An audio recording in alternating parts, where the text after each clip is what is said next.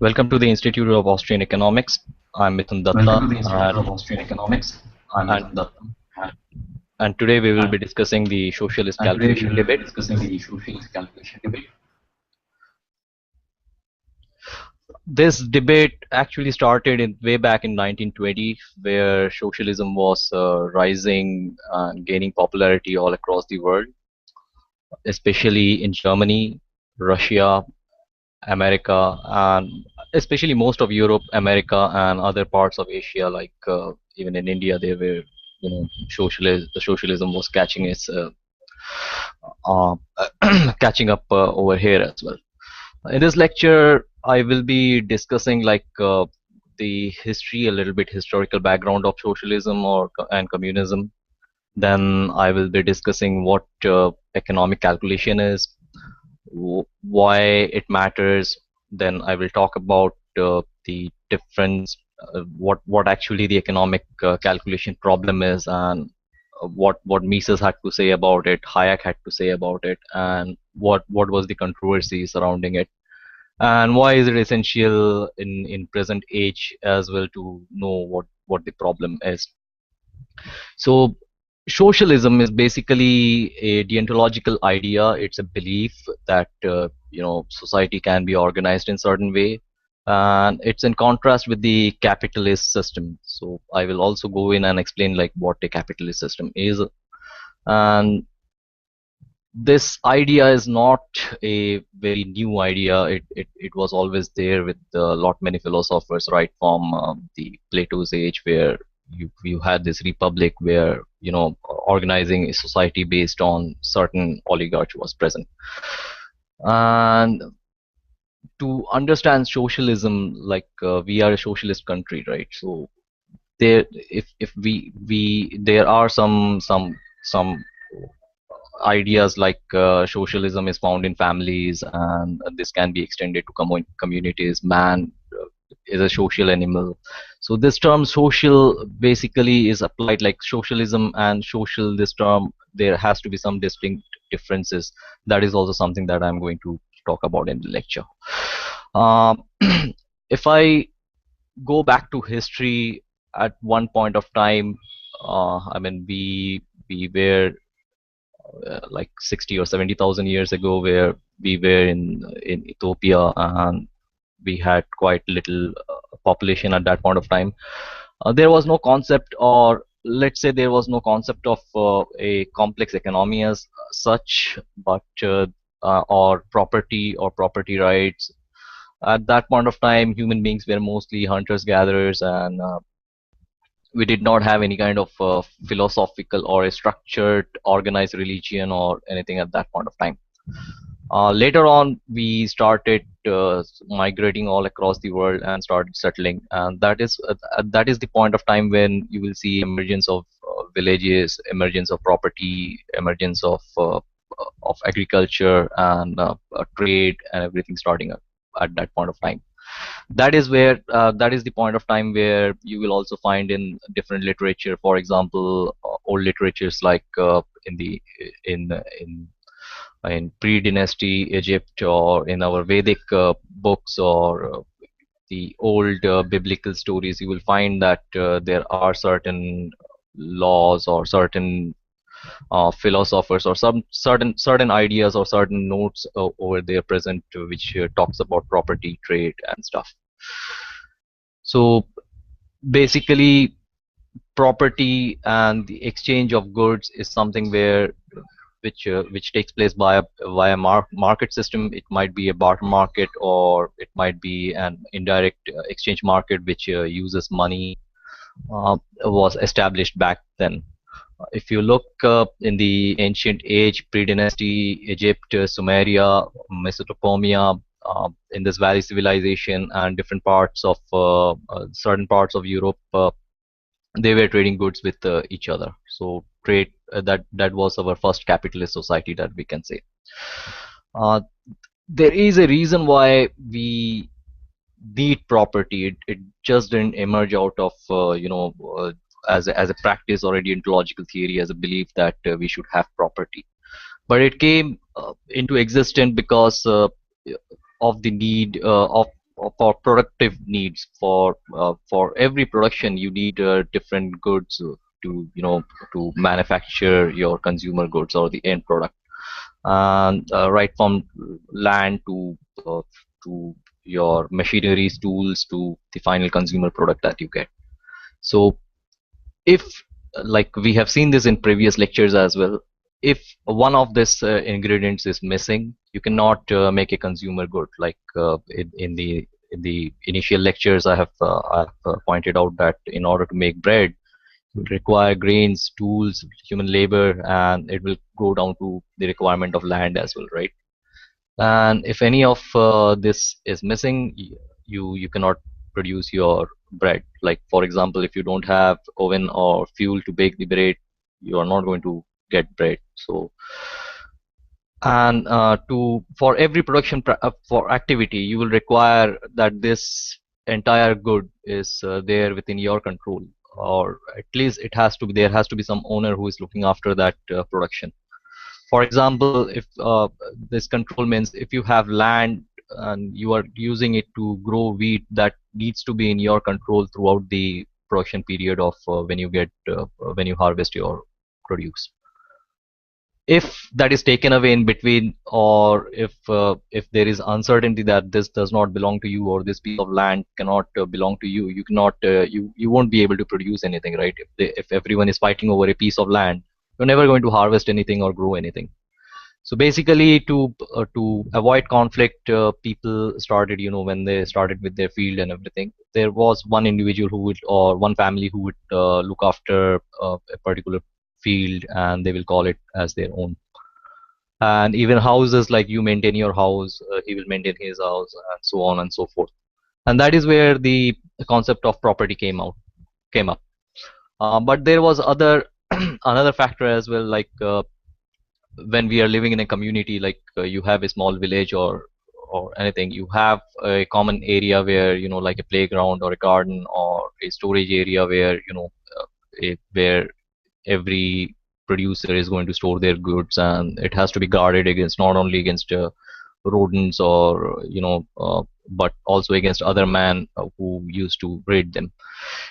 In those period, security was against theft. Like there used to be neighboring villages who, or hunter gatherers who used to raid their villages and steal this finished goods. So that is where a division of labor also started, that certain people were required as guards, certain people were required to look after the villages in order to drive away rodents or wild animals.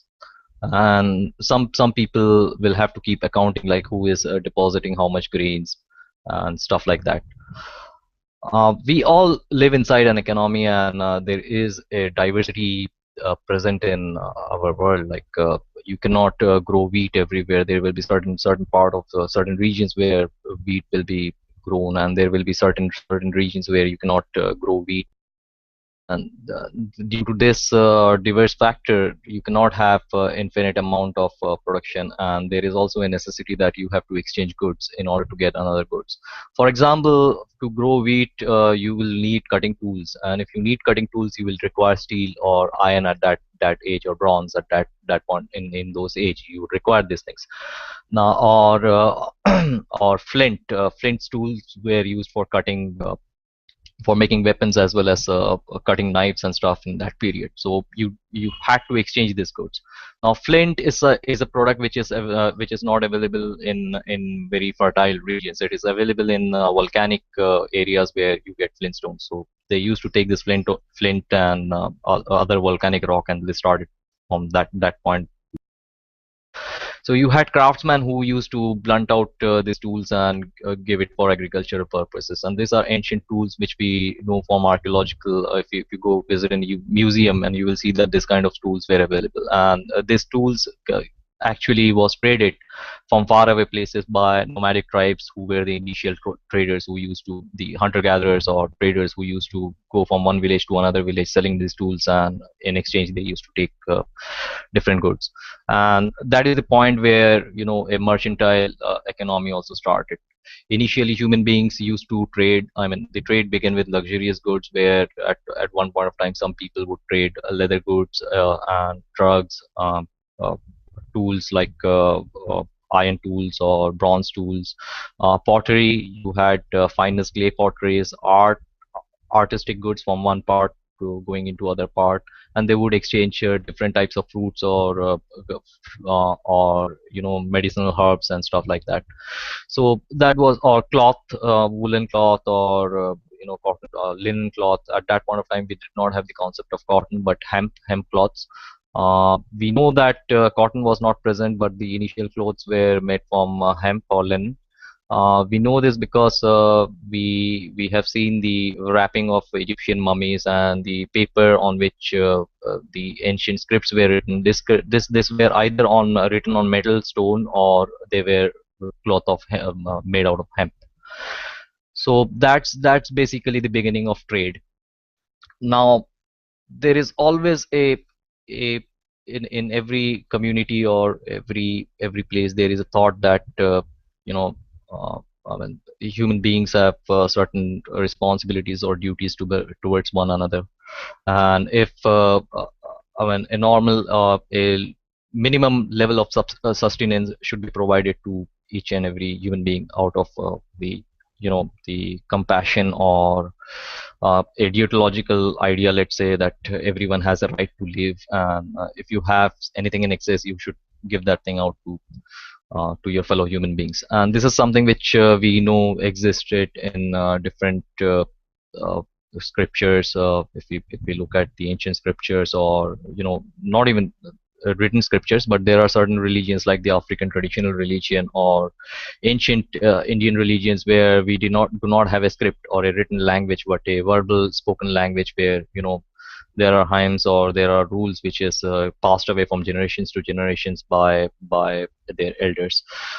In India, there is a language called as Tulu, which does not have a script of its own. It's in you can find Tulu speakers in southern India. Southern India has this kind of ancient languages because initially when man migrated out of India, they settled in a certain part of India. Because at that point of time you had ice age, and the north was virtually it was not possible to be settled. And later on, like 10 or 12,000 years ago, they started settling from Odisha to Uttar Pradesh, and then towards the Gujarat Indus Valley civilized into the banks of Indus and places like that, Saraswati River and banks like that. And also you will find Dravidian script in certain regions in Afghanistan as well. So that, and there is also genetic uh, evidence for this migration. So then, I mean, from the Indian context, there were socialist theories where in Jainism or Buddhism, where one man should give their excessive belongings or whatever to their fellow man, and they believed in community storage, community land. It was found in Indus Valley civilization. Also, we know that there was a presence of public bath and public ceremonial places in those villages, and also in the Janapadas, the Mahajanapadas, and places like that where the initial state starts. Coming back to socialism, like socialism is an idea where there will be a certain group of people who will be administrating what other people should do. Mises points it in a way like it's not only the concept of property, but it's a way the society is organized, where you have a Führer or a king who dictates like what should be grown, what should people do, how they should behave, what should be the rules that they should follow, what are their duties towards their fellow man, how much property they own, and how much property should be given away as charities. And you will find that this kind of laws or this kind of rules were laid down in Buddhism, Jainism, and also in the books of Arthasastra, which was written by Chanakya. So, like how you should treat your slaves, how you should treat your wife, those things. So this idea is very ancient, like it's already there. And there is another idea where you have people who own goods, like they had their home, they had their fields and stuff, and it's not easy to take away this property from other people, like I want your home, you give it to me, or I will stay in your home and you have to, keep me. uh, Therefore, there comes a deontological need where you have religious duties or moral obligation or social obligation, which people were made to follow. And there were always a conflict surrounding religion or this kind of deontological arguments where people say that no, we are not going to give this thing up. And that to resolve this conflict, definitely you will require some oligarch or some noble man who is going to address those conflicts and settle them. So this is where the rulers and the Führers came in. So basically, the idea is that the society can either be organized in a way like on basis of private property or property where what you own is exchanged with for other goods that you need out of your own requirements, out of your own value scales. Like if you want to trade this good or not, it is on your call. You have the freedom to do so. Or otherwise, there will be a set of people or group of noblemen who are much more ethical or knowledgeable, or administrator, legislators, kings, or politicians who are going to look after the affairs of the society, where they are going to dictate like what a person should do, how much land should be given to them, and organize in that fashion, so that every human need is met. The problem is that there is always for every resource there are competing uses. Like for example, if I take land can be used for either building a house or for field or for for making a stable where you keep your uh, horses, or a warehouse, or maybe a playground, or maybe a ceremonial place or a temple. And these are limited to this has its limitations, right? Land is not infinite. Like you have certain fertility level for for certain piece of land where you can grow certain kind of stuff, and then you will have say hilly regions or places which are very stony, where you know running the plow and cultivating it or tilting the field is quite a challenge and a laborious task. So those piece of lands will be left out. And there are certain pieces of land which are which are lower than the adjoining areas, and you will have water logging over there. So basically the land will be valued like this is where the water accumulates. It's pretty easy to dig a well or create a lake over here. So human beings will use those part of land for different reasons, and as per their utilities that they can serve or the valuation that they can give. And they will set aside other pieces of land for cultivation purposes, or for staying together in a village or making a village place, houses, roads, and drainage. And this is how the ancient cities which were formed, like one after the another. People homesteaded and they created big cities in Indus Valley civilization or in ancient dynastic Egypt or something. At that point of time, the other factor that we should keep in mind is that human beings did not have the knowledge of the scientific knowledge where they could understand everything that was going on in relation to natural sciences as well as in social sciences.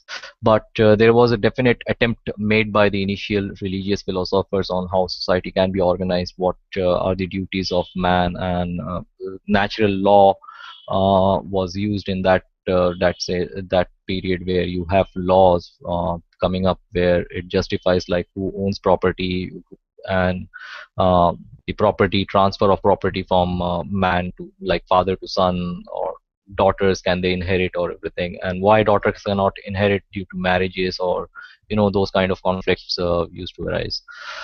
uh, so Mises actually points out that socialism is an idea where there is a set of people who believe that under normal exchanges, or out of natural spontaneous order, or what Adam Smith calls us invisible hand. You cannot have a society which is in order, like where resources will be allocated properly, people will be compassionate towards one another, and there will be conflicts, and they can go to a judge or something, and they can resolve their conflicts. Laws, something which is based on moral reasoning. Every human being has uh, uh, a a understanding, they can reason, right? So they can understand like this property or this field belongs to him and why it belongs to him. This can be spontaneous, this is understood, and this can be worked out among human beings, even if there is a lack of one centralized authority who plans like what the law should be and enforces laws or stuff on people. So there is a Führer, the Führer or the king or this fellow decides like he abolishes all property. He abolishes that the entire concept of property, like everything is God given or everything belongs to man or community. And we know that this is the extent of land which is cultivable, this is the extent of land which is available for other usage, for housing reasons, and this is the amount of mineral wealth we have, and this is the amount of goods that we can trade, which is surplus, which we can trade after our consumption, and we can organize society in this way. So that's the idea of socialism, that you have a centralized planner and we plan everything. We take the amount of goods which is available, we calculate them, and we distribute them accordingly to as per human needs. So this is basically the starting point of socialism. And in the modern age, socialism starts with a guy called as Robert Owen. So Robert Owen, he was a British, I think, entrepreneur, um, quite rich. So he was not British. I think he was Welsh. Yeah.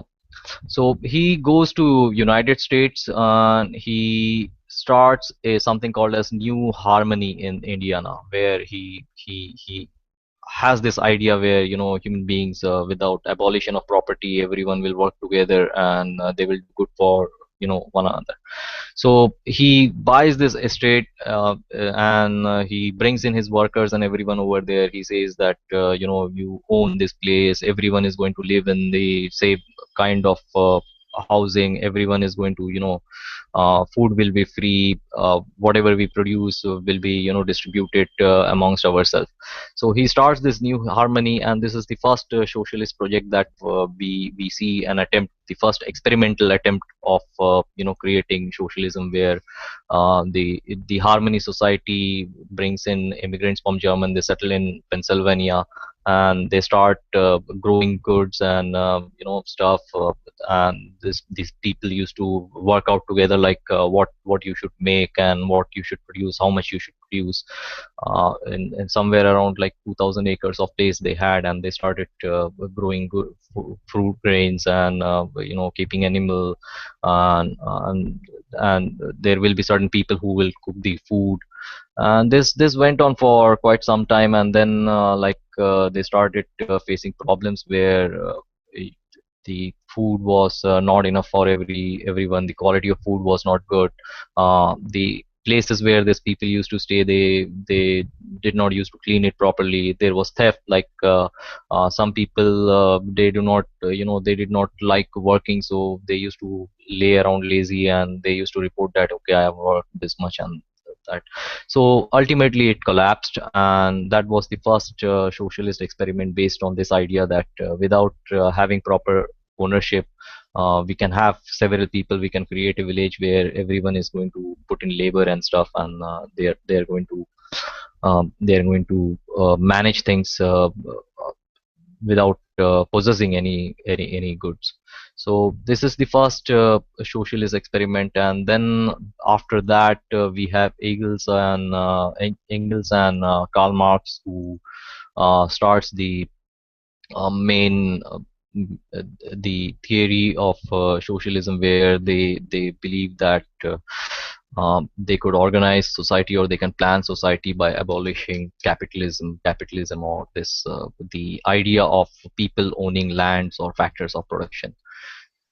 So when Marx started out in a period where where it was the beginning of the industrial era. And now, if you look at that period of time, we have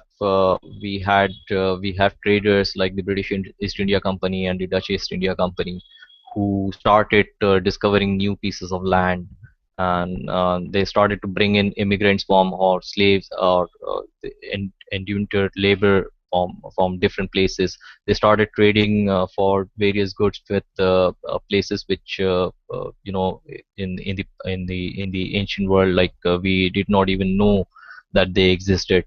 Like after the discovery of sea routes, the trade between India and the other regions were possible, but across the Atlantic, like from West Indies or from the Americas, it was not present, not even from Australia. So, 1,500 years ago, or before that, people started, they discovered Australia and they started settling over there. So suddenly, there is like the Europe at that point of time was a very densely populated place, and they found new land and new places, new types of goods from this new world, which was term at that point of time they used to use, new kind of people and culture. So they begin to trade different things from here, from one part of like spices, tea, cotton, and different type of knowledge also started flowing out from these places, where mathematics or some engineering things, my minerals from these places, they started flowing in. These merchants used to take this and to back to their homeland. And that is also a point of time where when trade started growing, and with the knowledge and innovation, Europe started developing with their now they got enough land, enough resources, so definitely the prices came down, and it gave them a kind of leverage to expand uh, their I mean to put their knowledge into application, and they started building machines and they started to innovate in a large scale. There are other reasons as well, like in that period, like after the war and crusades and the dark ages, they realized the importance of private property and of individual liberty.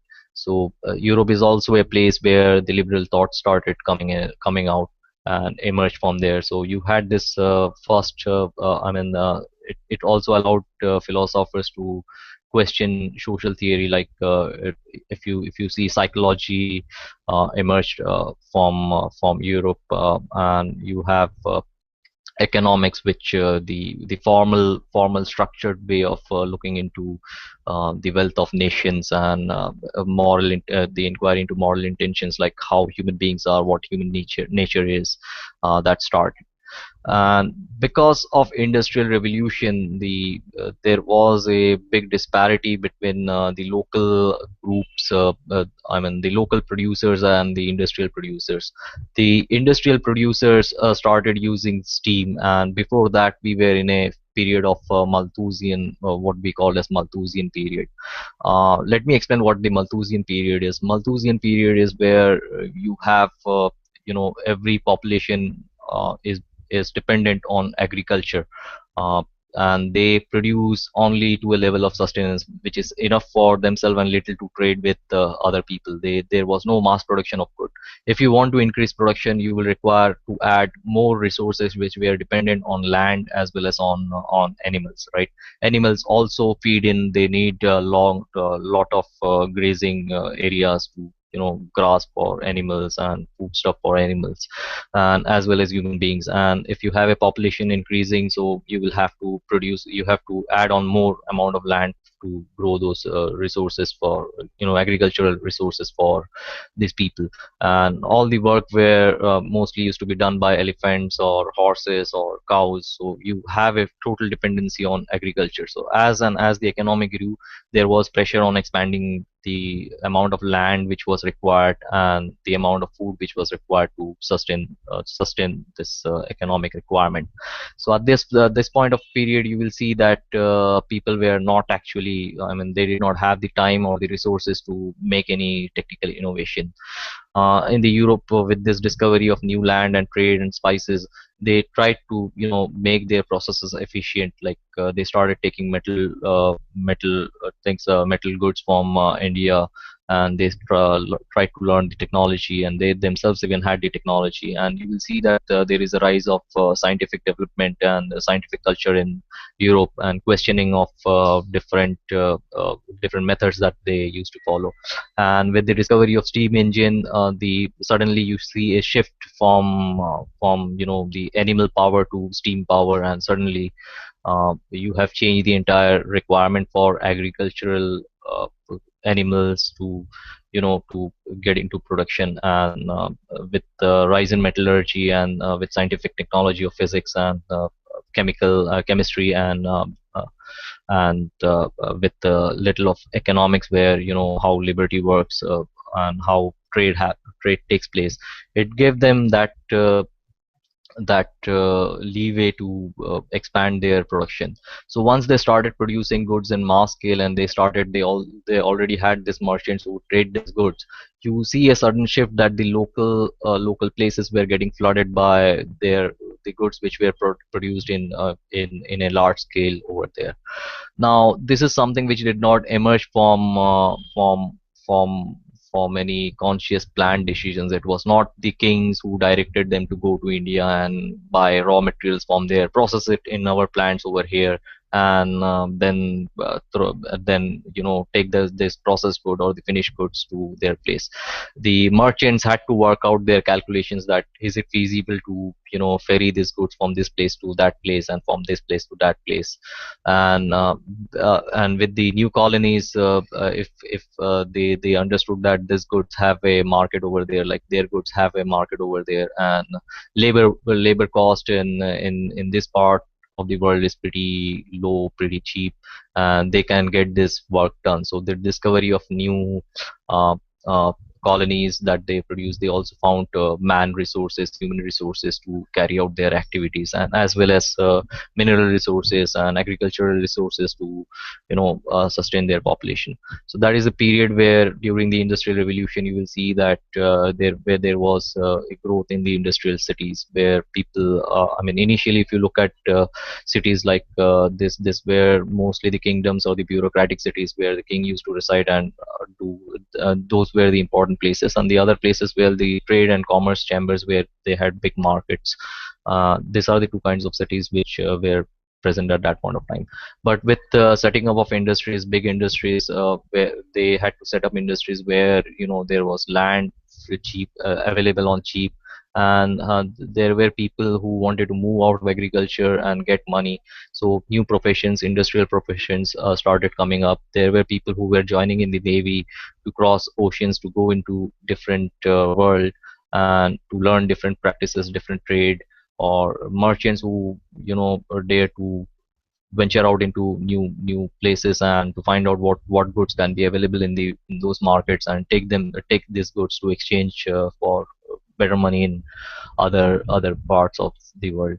So because you have the steam engine which is coming up, instead of sailboats, the traveling time reduced. So the time to produce goods, or number of units of goods which can be produced in a given period of time, also reduced drastically in that period.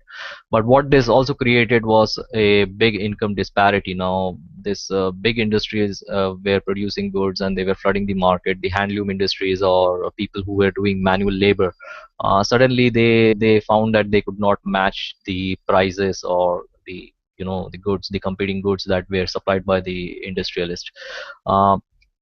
Uh, so they lost their profession, and they had to go and join this industries and start working for lower wages. So this is what Karl Marx notices as capitalism, and he terms this label as capitalism.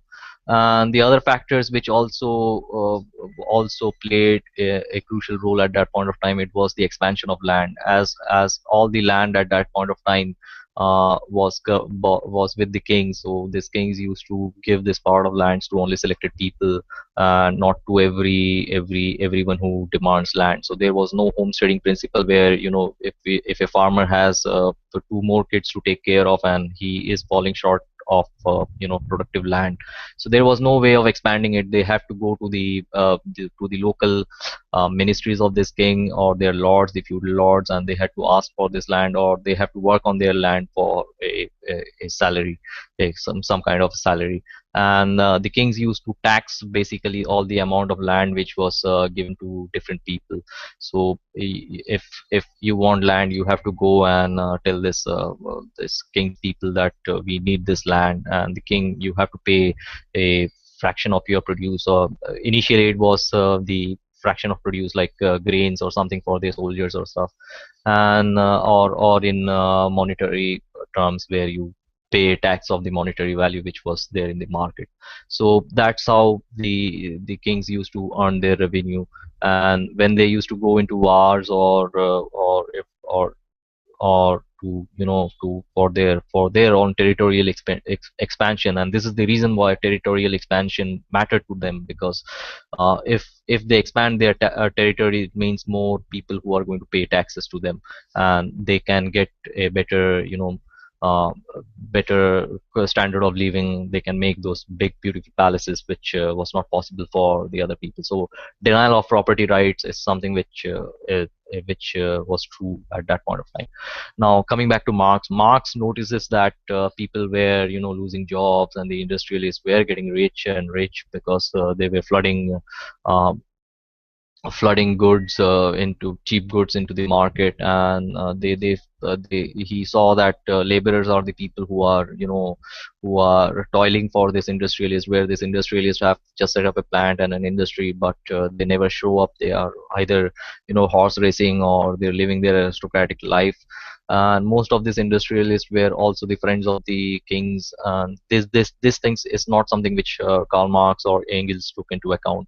So basically, they thought that this are evil man, and they are a different class, the bourgeois class, or which which are exploiting the other classes. So there are low and the middle class who has their own sentiments attached to the kings, or they are looking for bureaucratic positions or for the industrialist positions. And these are basically the immoral people. And and this needs to be corrected, and they can be corrected, because he believed that a human does not have nature, but human beings are slaves to the circumstances. Like, if you have a bad circumstances, so you are going to do things differently. So this was basically Karl Marx, who says that the workers will, the capitalists will keep on exploiting them, and the conditions of workers will keep on deteriorating uh, uh, uh, more and more. He also fails to notice that at that point of time, the the the kings, actually, they did not have that much power that they enjoyed in the beginning, where you had this divine right to rule. And kings were, and with the problem of kings getting into conflicts with people, and wars and stuff, and also the philosophical change and the knowledge change with the people, they were not ready to accept the every word of the king. They stopped treating kings as gods. But initially, if you look at in the earlier periods, the people used to worship their kings. And it was a thought that people had, that there has to be a king, and king is my god and my lord, and I have to look after the well-being of the king. Now, when this people started changing, from immigrating from one place to another, you will see mix up of cultures in various places. And you have the merchant class, which is also getting as rich as the king. So they have their own interests, so they can actually influence the people, or the workers, or what, any administrative position that the kings or the rulers are going to take. So that is that also came into picture, where the East India Company can actually lobby into, can actually go against the king, because they also had a lot of money. This merchants has also a lot of money, so there was a pressure group at that point of time. And you will also see that as the divine right of king started reducing, you will see the emergence of republic democracies and stuff. So people started believing that we can have republic democracies, like we see something working in America. and even you will see in Asia that there was the Home Rule League and the non-cooperation movement, and so on, so forth in other parts of the world as well, in Germany and places. Basically, now when initially you had this king or this culture which or this religion which human beings started you know relating themselves to, and now you have a period where you have multiple cultures and from various traders and different people settling in different parts of the world. And not only that, but there was a conflict, like slaves were freed up, so you have slaves who were working for freed slave, working for this industrialist, doing some hazardous work, working with toxic chemicals, or maybe going taking risk and getting down into a coal mine which might get flooded at any point of time, or uh, lifting heavy weights into loading of trucks or motor trucks and stuff. And you see a lot of people who used to ferry people using horse carts were losing their jobs as well against a truck. I don't know, but there was a movie in of Dilip Kumar where he shows that the man versus machine thing, where the Britishers were trying to set up a truck company, and these are the villagers who started racing with these people. I don't remember the name of the movies, but this type of movies, or literature, novels and stuff, where you will find that this have a place in that period of time where the industrial revolution was taking place. Basically, they failed to understand that goods, the production cost and everything has changed due to the technological change, and that was what causing conflict. Now you when you have a multiple cultural and multiple class difference in a city or in a region, you religion doesn't tend to work, right? I mean, if people are of the same religion, you can the religious leader can make some statement and everyone is going to accept it and there won't be conflict. But this kind of ideas, you cannot have any of those, right? Like the church cannot say what needs to be done, and pope and the king does not have that authority, because there are merchants now, or smaller kings who traded and got a lot of money, and they could influence a lot of people. Basically, kings have to pay salaries to their armies, and that is a cost on their revenues, right? They have to pay them in gold. So they had to hire mercenaries from different lords, like private merchants. You have to go and give them gold to ask them to give their armies to them, or they have to go and make some deals with this. Look, we are going to annex this kingdom, and they have so much of gold. We are going to loot this, and we are going to tax this, and this is how we are going to repay. So that is how that things used to work in that period of time. So now there was a need of creating a different identity, a different kind of a religion, and that came out as a nationalism. Like you will see in Russia, they started calling themselves Russians, and we were not calling ourselves as of different kings or different people, but we started calling ourselves as Indians. So there was something. There is a rise of nationalism which started taking place in this World Bank period, in this Industrial Revolution period, and these are certain factors which revolt against the kings and formation of constitutional monarchies. The trade licenses, the monopoly trade licenses, which the kings used to give to certain merchants. There were and this income disparities which started because people losing their old professions to the industrial revolution and seeing this wealthy aristocrats from the industrial period. There was a discontent, so nationalism was certain. There was promoted by the politicians, because at that point of time, any if we look at any ministers loyalist, or the ministers that they have, they were popular with the people. So the people support is pretty important for this rulers to you know uh, to make things work for them. If they keep their masses dissatisfied, it meant a revolt, and crushing a revolt is always costly on the treasury, because they have to hire more soldiers or things to do it. So you had democratic elections at that point of time. In India, the democratic elections started from Madras Presidency and other places. So you have this starting from 1920. You have elections in Germany. You have elections, the constitution monarchy elections in Britain. So if you remember that Queen Victoria was just a titular head at that point of time, and there was constitutional monarchy over there. So that is a period, and there were European power fighting for different colonies and expansion of land, and and to to gain various advantage over each other, like you have the British East India, which was which the British Empire, which most people were envious of the English merchants because they were getting so rich. So other Europeans were against it. So this all started like into it all boiled down into a conflict of resources and conflict of ideas and conflict of getting territorial monopoly and to a level where it all boiled down to World War I. And after that, we have the League of Nations, where we see that the Ottoman Empire and new nations were formed, like the German nation, Austrian nations, the different nations in Russia. So that is the birth of nation states, the democratic republic nation states. That is the period. And this is where Karl Marx, now you have a war, a world war kind of thing, that is also going to affect your well-being and stuff. And this is where the socialists also started getting good ideas, like they can actually have central planning.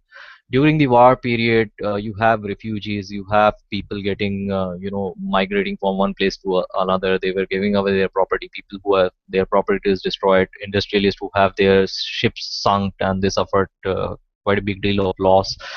You have these people, a large scale of people who were at the mercy of the armed forces or or the state forces. So the state started, they were the people who could arrange for resources like medical. They started providing medicines to these people. They started giving them tents. They started relocating them into different land, different. They used to give them land, like we know that there are some cantonment areas in India where people, refugees, have settled over there and started their businesses, like for example in Gandhinagar, Gandhidham, and places in Gujarat. As That's one example.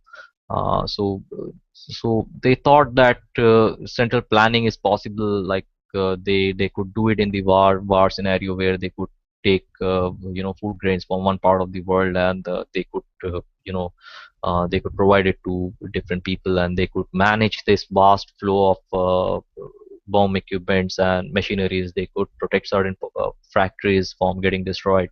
So basically, that is another way where people started believing that central planning is possible. The military can actually organize things, and at that point of time, even foods was suspended, not only in India, but in India you had different kind of problem, but in Europe, food was rationed. Like you cannot buy meat over there. You had to go to, if you want meat would be available only on Sundays, and you had to go to these ration shops and buy food. So basically, they thought that food could be rationed, and there can be central planning which is possible. So certain socialist groups saw that, yeah, this is doable and we can do it. So that's where they thought that, yeah, now during the war period, the entire production was in charge of the government, right? They could dictate the factory owners what to produce and what not to produce.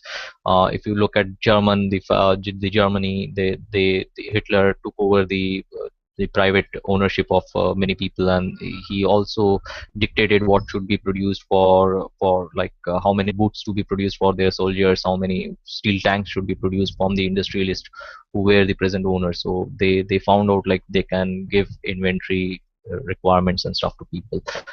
So basically, this is what gave the idea of socialism another boost.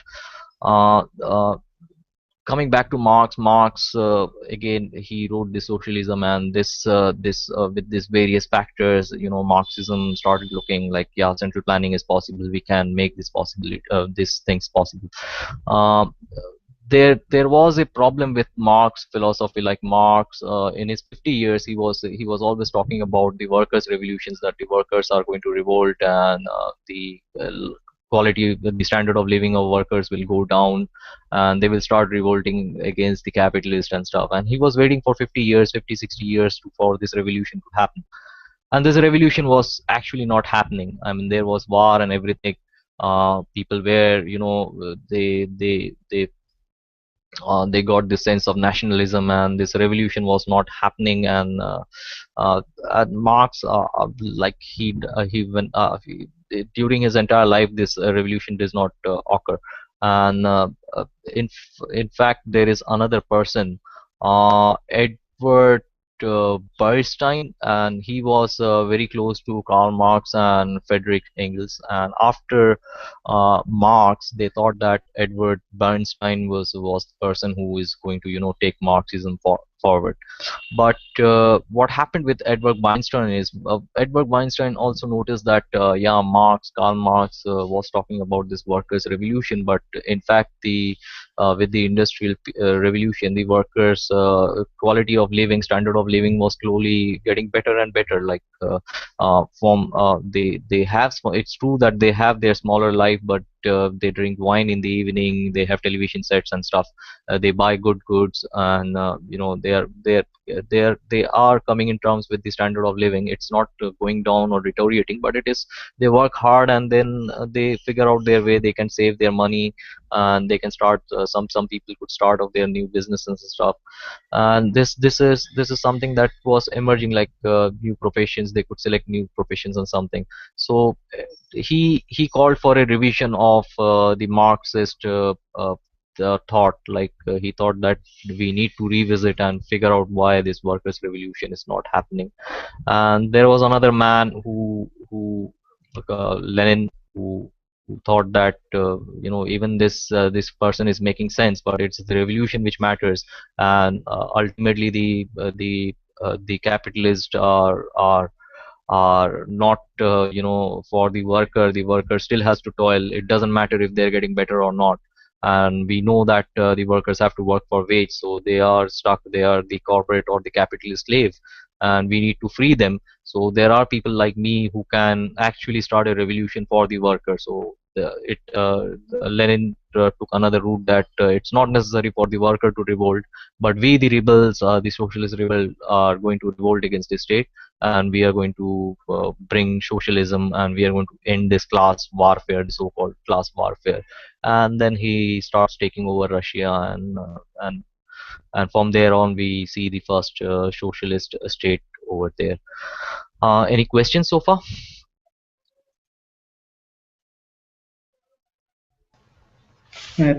No, I don't. Not from me. Okay.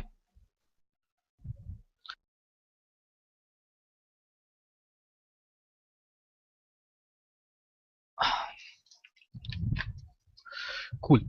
So, socialism, basically the socialist idea of Marx, and this socialist communist socialist state, it was quite popular in Germany, and in between German scholars.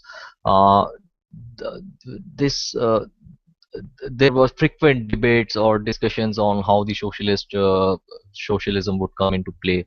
And at that point of time, if you see these kings or the governments at that point of time, they had statistics available to them, and they were doing some kind of economic analysis, like how much money that what goods is being produced, or how much what we are trading, and how much to tax, and how much not to tax.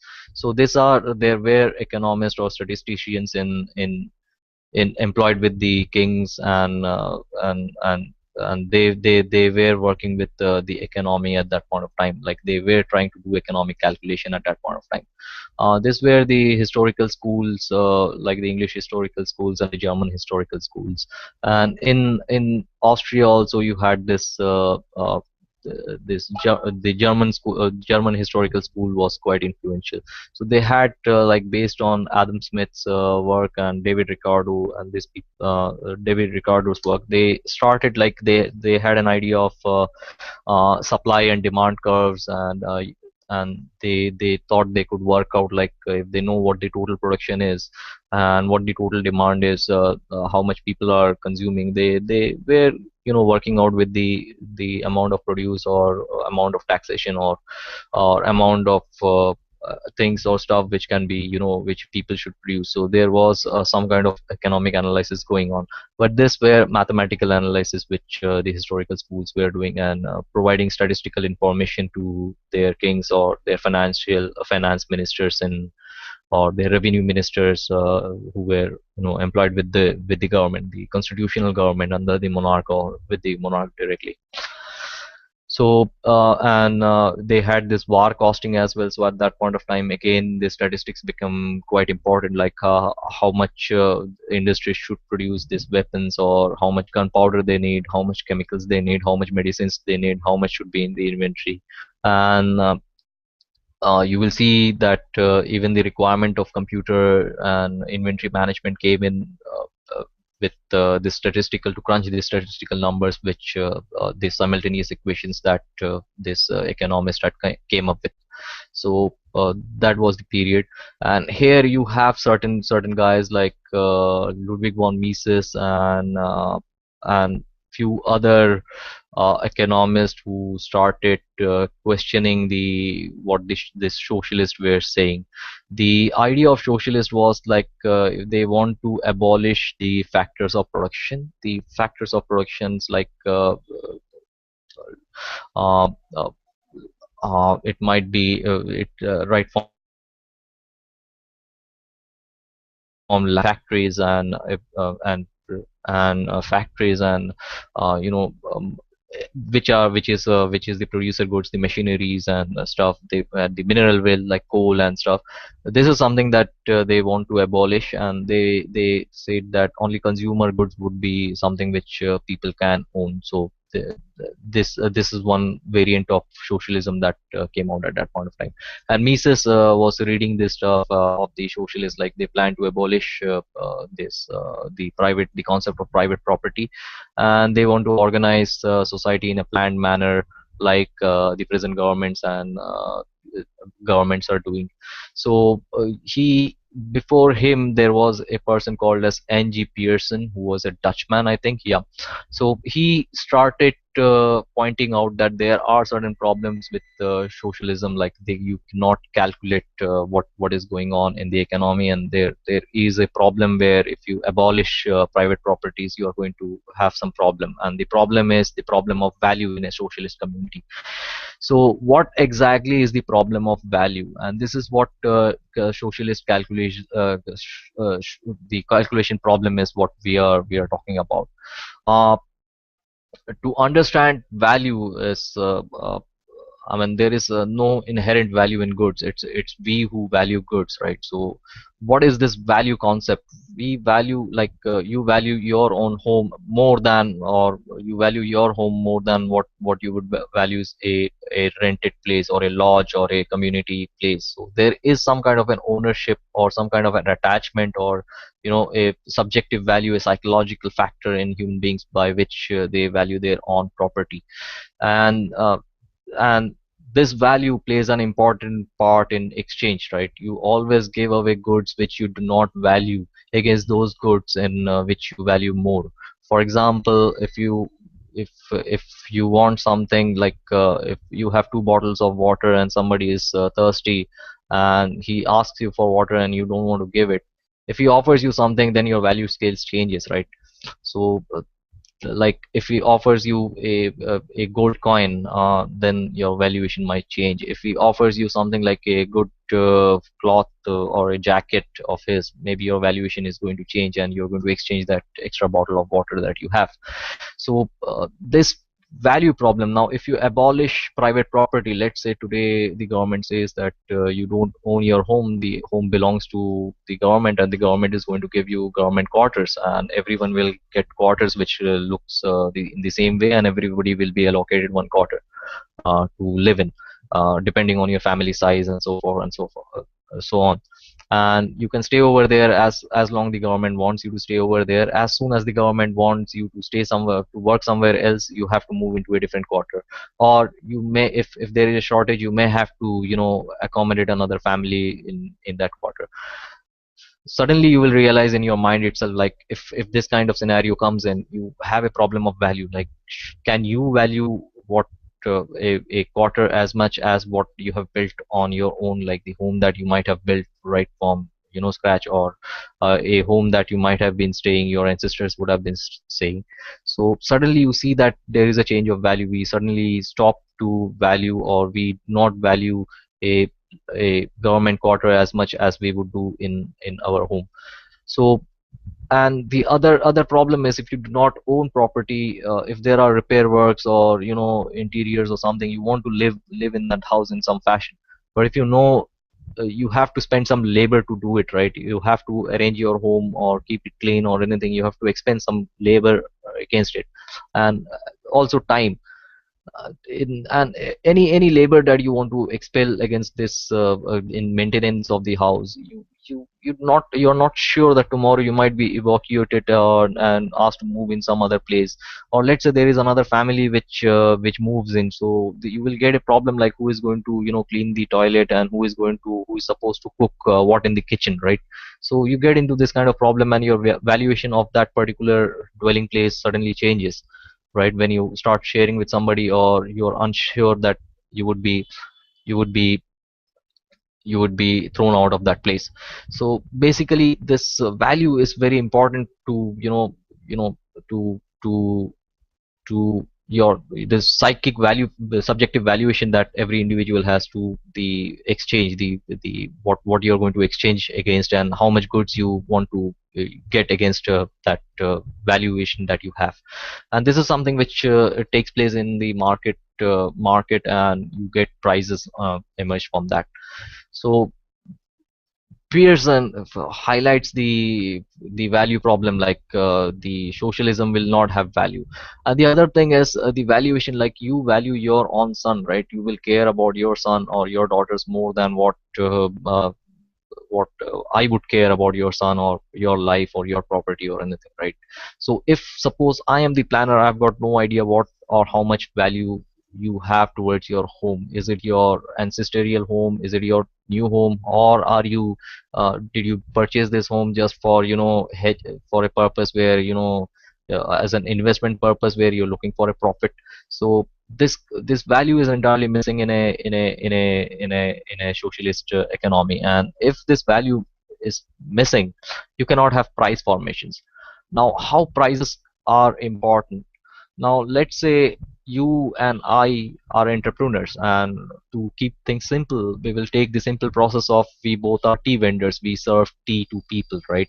And as I have explained in previous lectures, like you can manufacture the same goods in different ways, right? Like for example, you might manufacture tea using one quality of tea leaves, and using a different kind of vessels. Like you might use aluminum vessels, I can use steel vessels.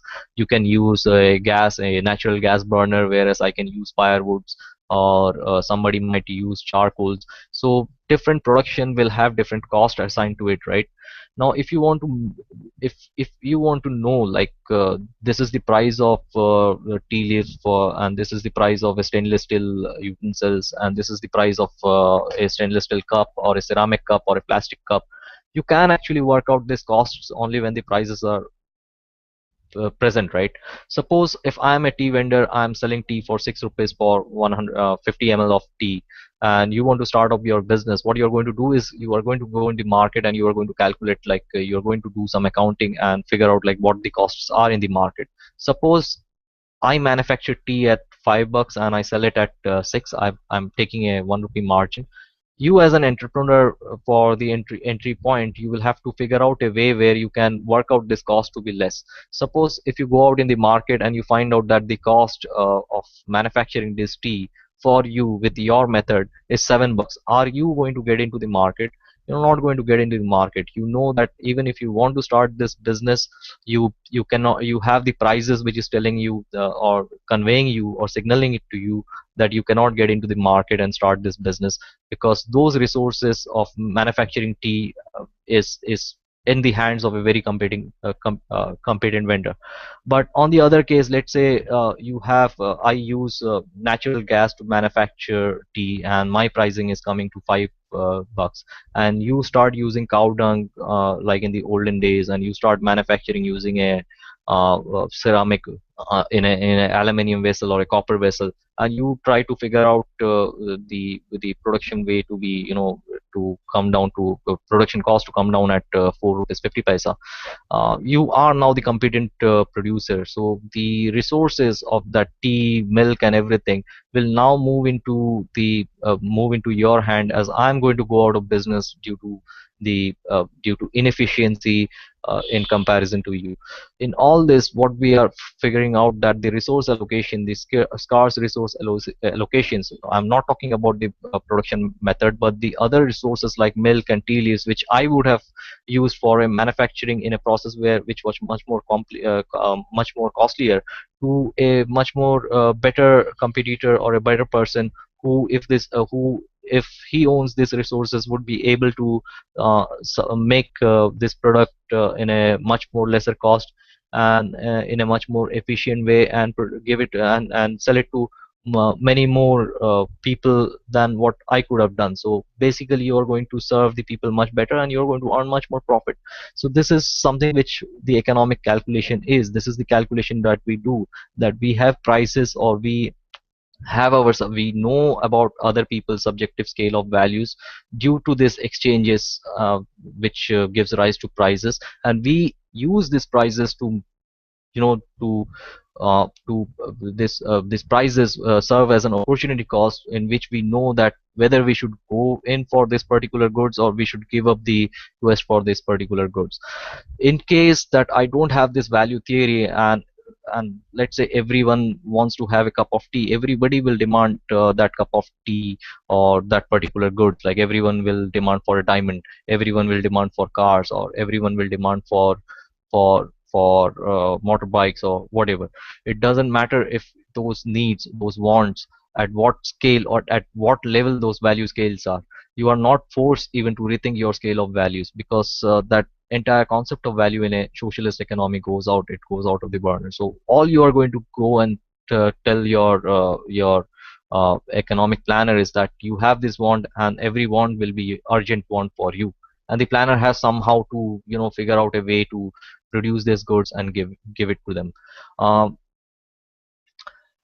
so there is no sacrifice or substitution of one goods to another in case of a socialist economy. So this is a problem which Mises pointed out.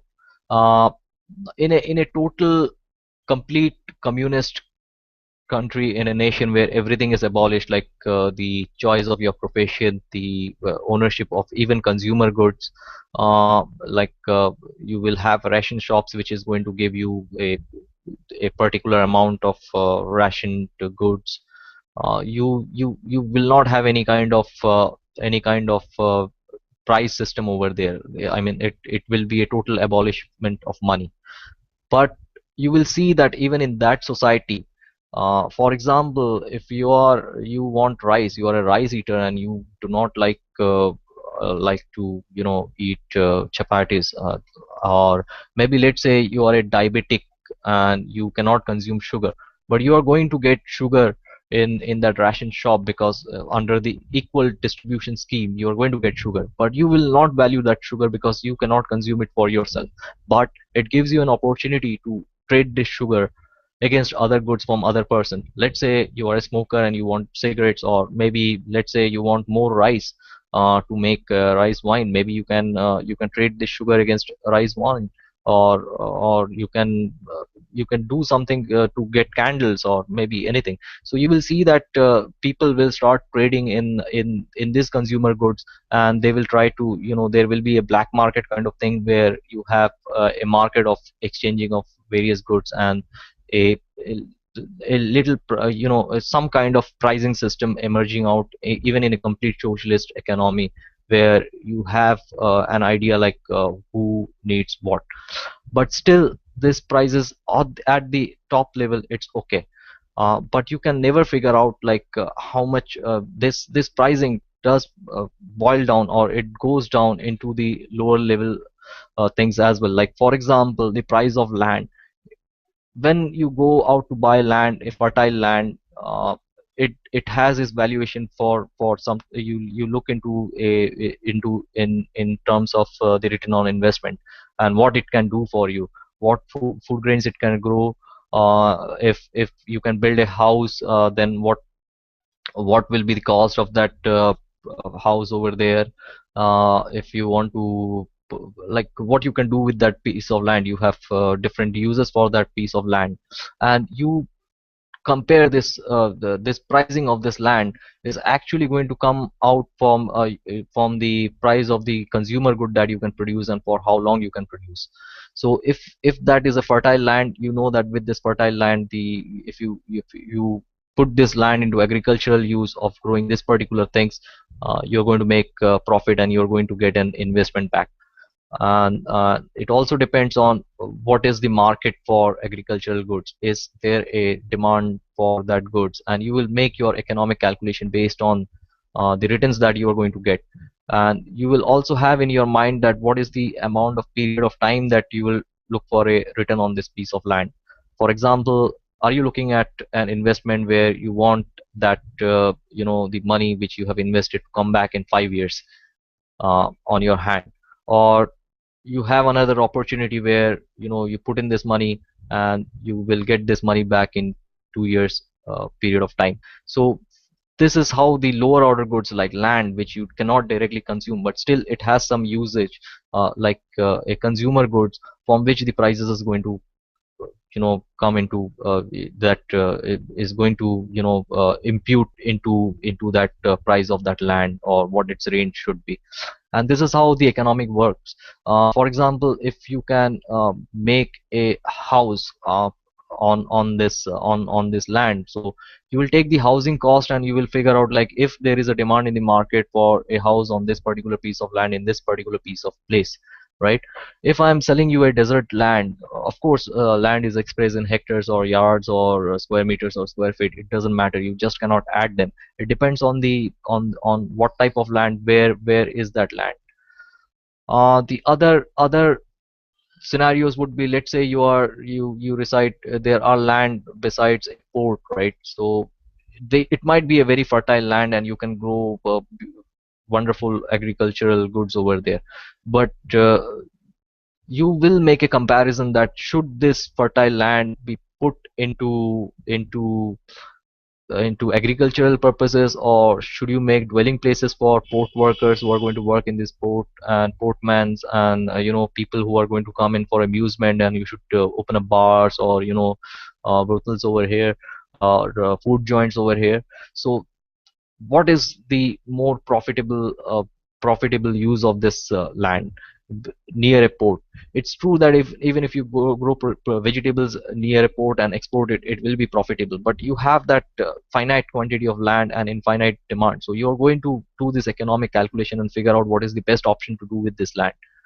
And if you have to liquidate this land, clear off this land at that another point of time, like let's say if you have built a restaurant and it doesn't work and you will demolish it, or you will make some changes and start a let's say a clothes shop or a specific sweet shop over there, you can change or liquidate those capitals. So this kind of calculations will only be possible if you have money or the proper monetary valuations over there.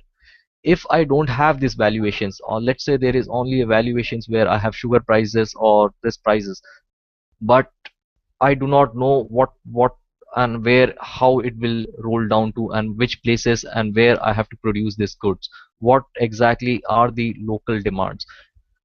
What I'm saying is, let's say you are in a desert and you have water shortage over there, and if I'm telling you that okay, we have 1000 butic trillion liters of water in India. It doesn't make sense.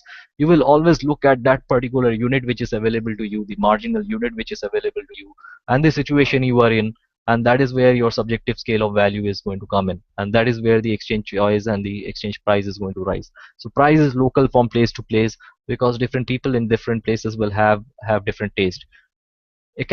You cannot calculate like you go to Calcutta or you go to Delhi and you find out the prices of goods over there, local goods over there, and you can say that, yeah, so the same goods I'm going to grow, or I'm going to have the same kind of price situations, price levels in Mumbai also, and it's going to work fine and it's going to suffice every need.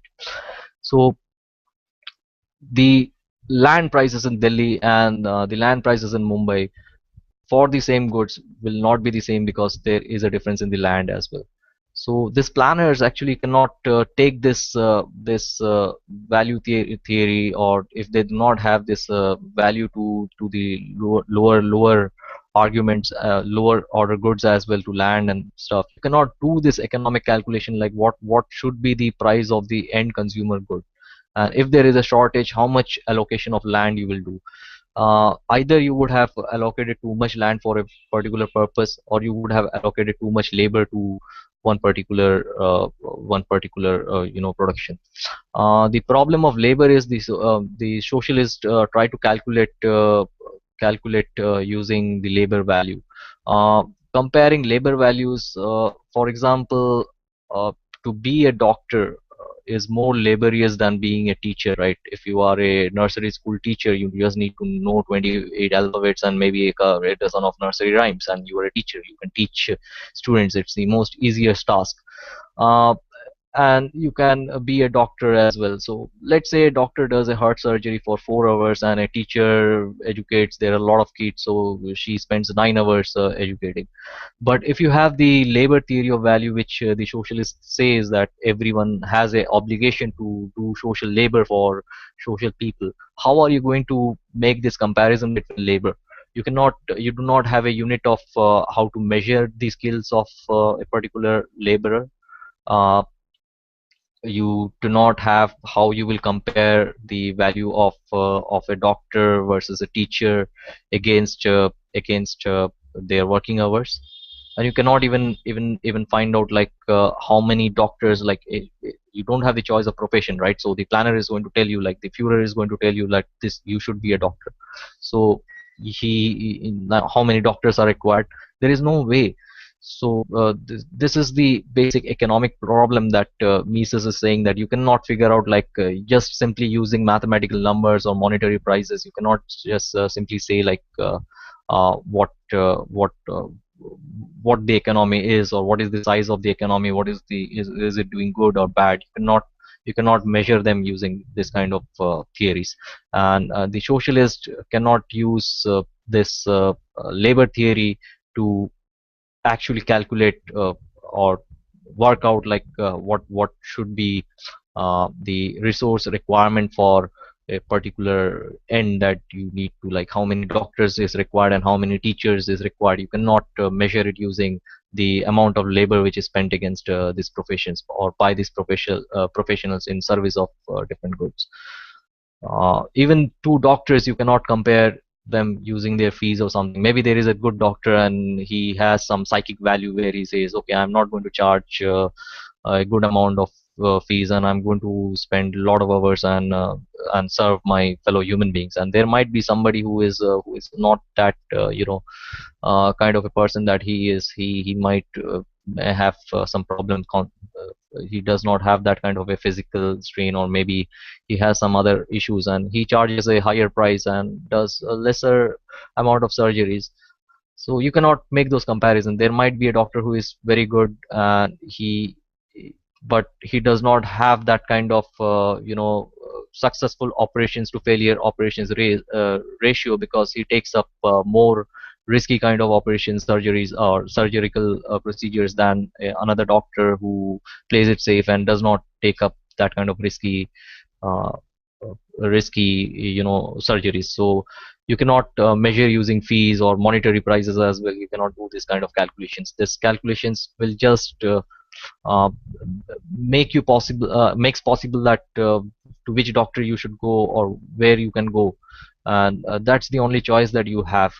uh, Besides that, you cannot do anything much, anything more than, you cannot extend the monetary uh, prices to other things, like comparison of doctors, like he charges more fees so he will be a better doctor for my needs than the other doctor. Right, I mean, you can have common cold and you can go to a cancer surgeon, and you might be suffering from diabetes, and you can go to a skin specialist who charges a higher amount of fees than what your general physicians would do. So you cannot make those kind of calculations as well with the monetary prices as well, nor with the labor theory. But what you can calculate using the monetary prices, you can make out like what resource should go, like as I said, like fertile land in which is there besides a seaport. Should it be put for dwelling? Should it be put in for making brothel, or maybe for a restaurant, or maybe a museum, or that, or for residential purpose? So you can make it out. So that's the calculation debate, basically from the Mises point of view. Do you have any questions? Palash, I will be recording this session, so if you wish, you can drop off, and this recording will be available on YouTube tomorrow, so you can check it out there as well. Do you have any questions?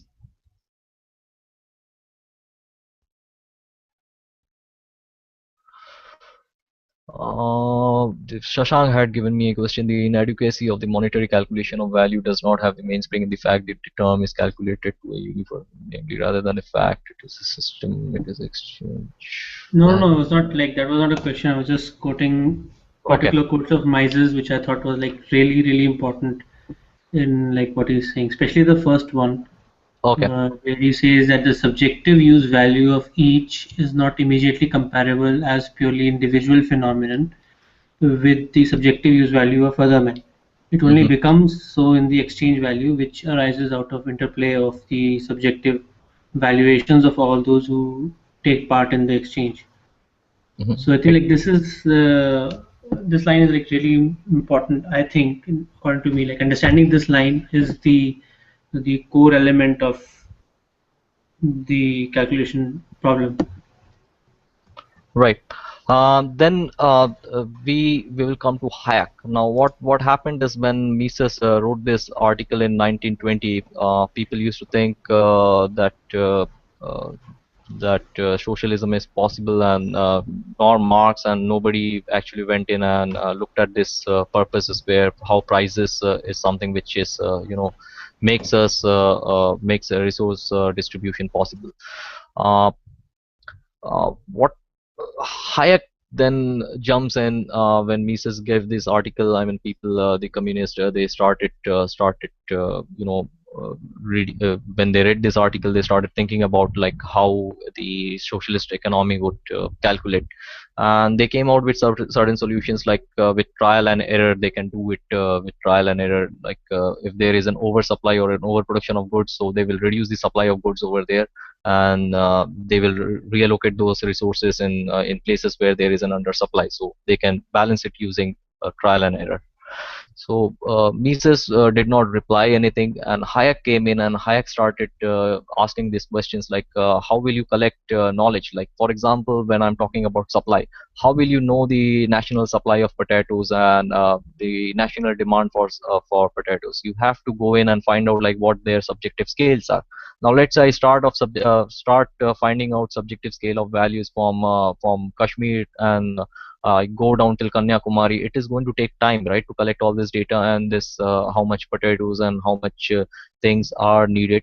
So I will get it, even if I am able to do it in that particular, let's say in a instance, and in a period of time, in a short period of time, let's say in a couple of days. If I get to find out this thing, I have to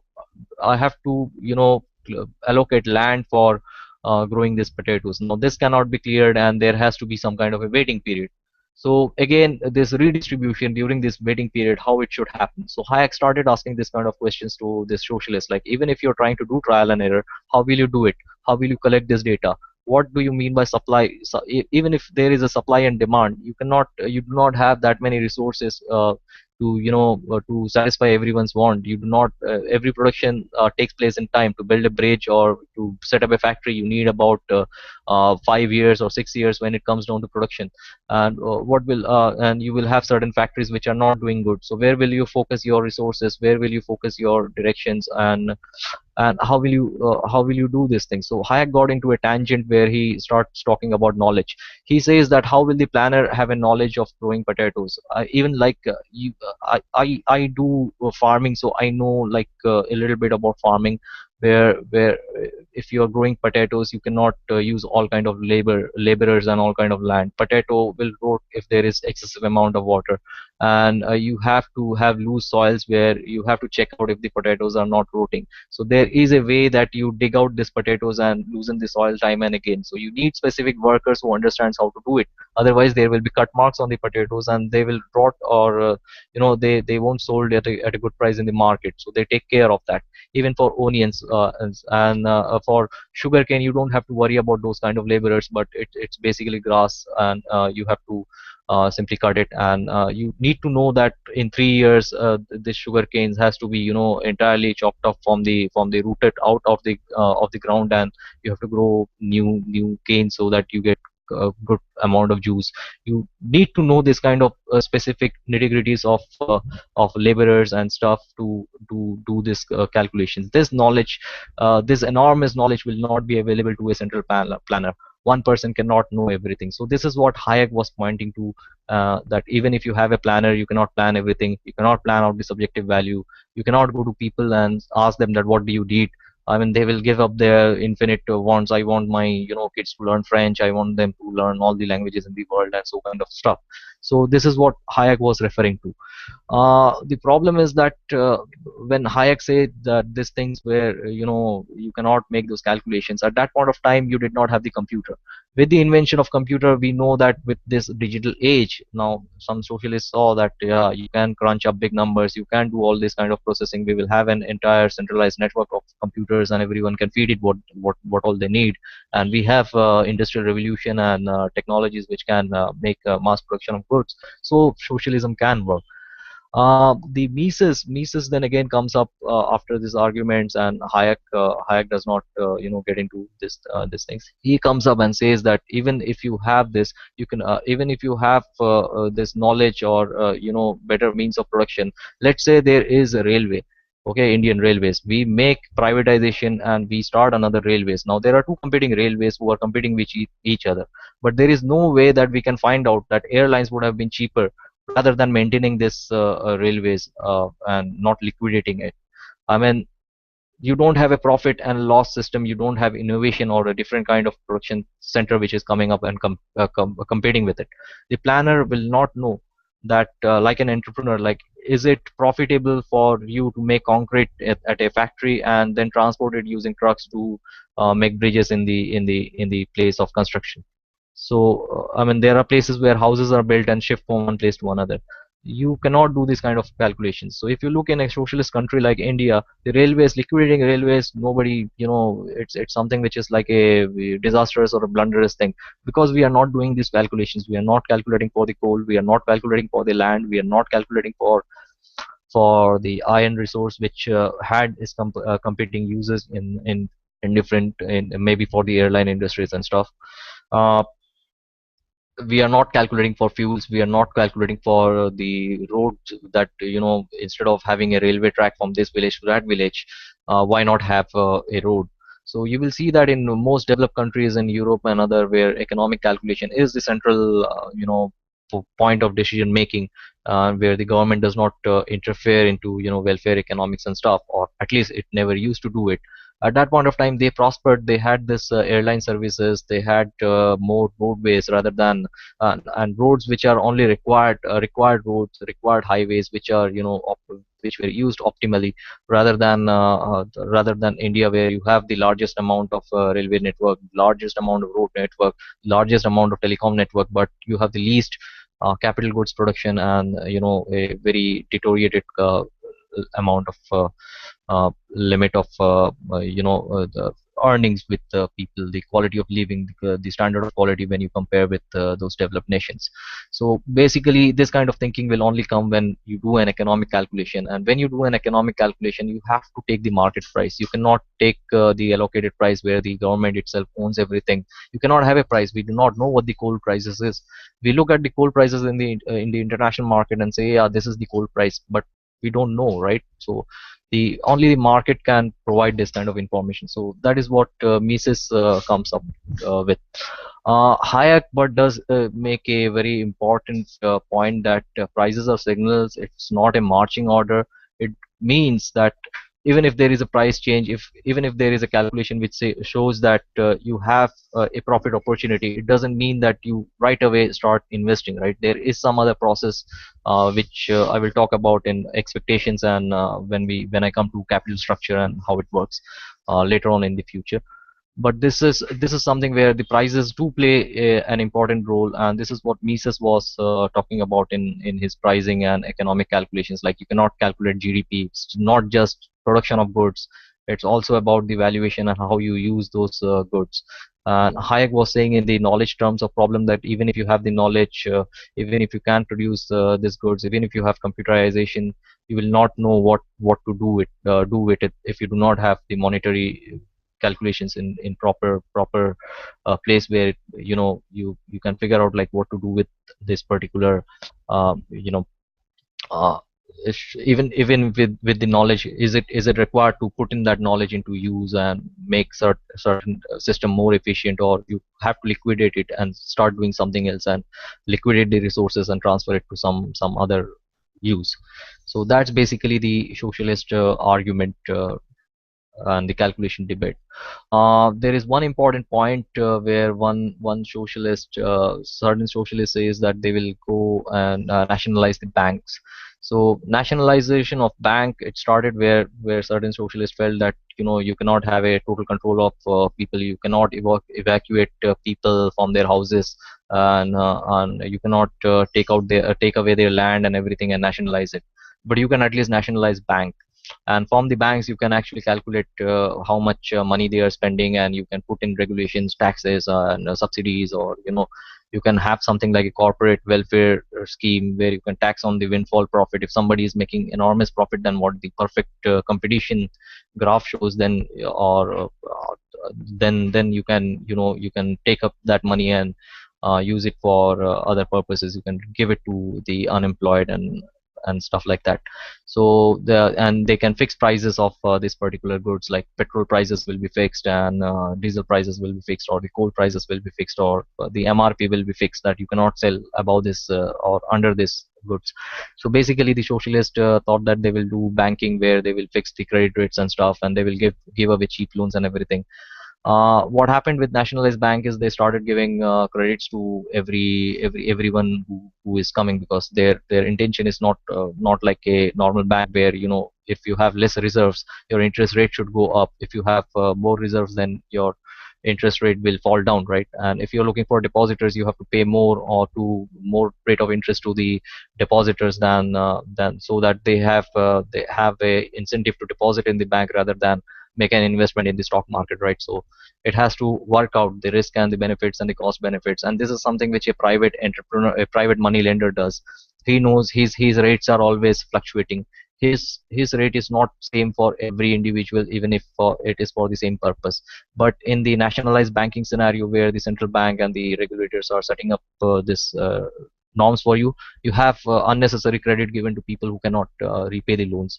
And because these are nationalized, they are guaranteed, so the government is going to bail them out with new money. So you have a problem of common denominator, where everything what we are expressing is in terms of money.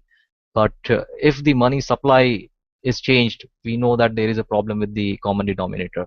Now, what I mean is, like, let's say if I express each and every goods which is available here using a currency which is like Indian rupee, or express it in euro, or in dollars, or gold, or silver, we'll see that the exchange ratios for this common denominator, the price that I'm stating it, will differ. If the Indian government starts spending more and printing more money, and the US dollar doesn't, there will be a higher demand of there is a lesser units of money, US dollar available in the market, and there is more amount of Indian rupee available in the market. So each Indian rupee against a dollar will start costing lesser and lesser. This is what the monetary, you can make out, like what is happening in the monetary currency. Also about the investment opportunities in India. If you have good investment opportunities, because you are going to pay people in local currencies, you need to buy those local currencies, so it will be done in exchange of other currencies.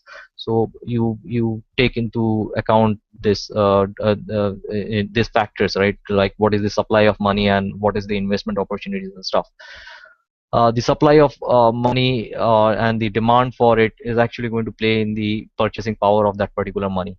So if the purchasing power of that money diminishes, even if for the same goods, you are going to see two different prices. And this is going to create a problem when you are doing a calculation for 10 years or 15 years down the line when you're setting up a factory. It's not it doesn't make sense when you are trying to buy a CD of Amazon, but it does make a difference when you are thinking about putting up a plant in United States and you stay in India. You have to figure out like what that currency is and how are you going to base your calculations on, like what should be the interest rate. Are you going to calculate it in terms of the Indian what is happening with the value of the Indian rupee and the interest rate set by the RBI or by the Fed, because both the currencies have different dynamics, so you have a common denominator problem as well. Even if you're calculating using gold, gold will have a different value theory or different factors governing the value of gold, or the prices of gold, sorry, the price of gold, and different factors for silver. And this is a problem which we had seen in 1910 and 1911, where a lot of silver was getting mint in India for its development purpose, and the Indian rupee started falling. Which in and The British were on the gold standard, and that did not happen in developed countries where they were already on gold standard. But on the silver standard, more and more silver was found in newer places, and more silver coins started getting minted. So there was a currency exchange of balance problem.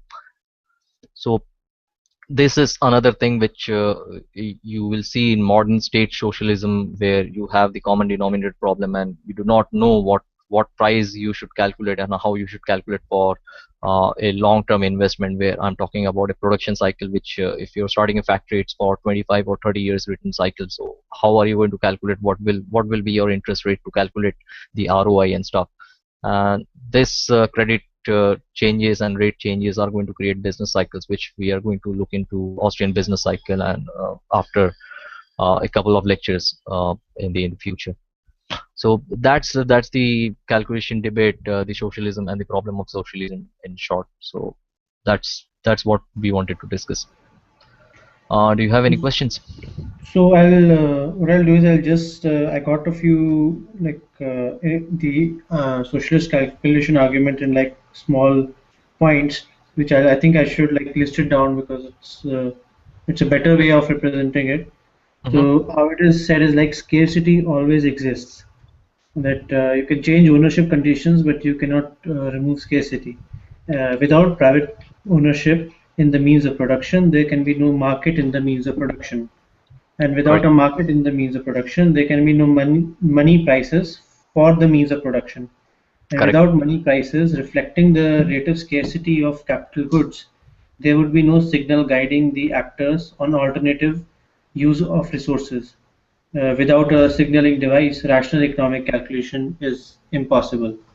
Right. So I think this is like the build-up of the core argument, which and I think that there are two afterthoughts to it. Like the knowledge was the afterthought given by Hayek, and Mises himself gives an afterthought of incentives that that a manager, a state-appointed manager, will not have the same incentives as a private entrepreneur. So I think these two were the two afterthoughts. So I think there Yes, are, exactly. I mean, the entrepreneur is going to look for opportunities to make his life yes, and his fellow people's their life better, right? If he takes a risk, he will be. If he suffers a loss, he's going to take the blame, right? He's going to. He knows that what is the stop loss for him. Like he is going to exit the market at this particular. If he has lost this much amount in this particular risk, He might risk it all, or he might have a stop loss in his mind, like if I lose 60% of my principal amount, then I'm going to exit this business. uh, which is not possible in a socialist economy, right? Socialist economy, if you are a bank manager, or if you are a plant manager, and you take a risk and it doesn't pay off, then you are in jail, right? You have done blunder against the community, right? Even if you do good, you might be promoted, or you might be awarded, you might be you might be given a transfer, right? Like the Führer is going to say that, okay, you have handled the steel plant so well, now we have a problem with the sulfuric acid plant, so we are going to transfer you from the steel plant to the sulfuric acid plant, and he may have no clue over there, right?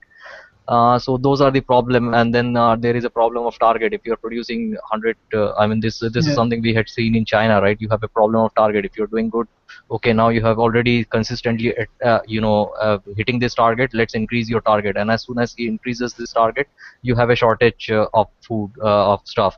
You cannot address the workers, you cannot fire the workers. As soon as you fire the workers, workers are the core of they will go on a strike, right? So you there is no incentive of doing business.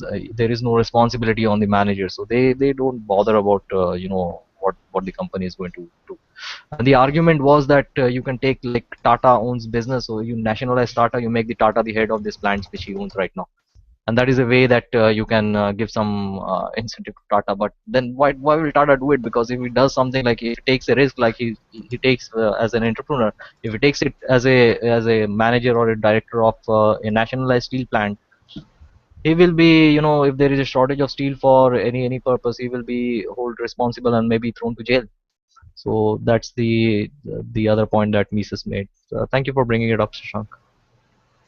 Yeah, and like I wanted to make a statement on the whole Hayek versus Mises controversy. I think the knowledge problem that Hayek pointed out is actually it may be an afterthought, but it is important in the sense that it does take time and energy, and does take resources to gain knowledge. This is something that we cannot ignore. So, in the arguments, like if you have infinite amount of knowledge in one place, uh, socialism would be possible.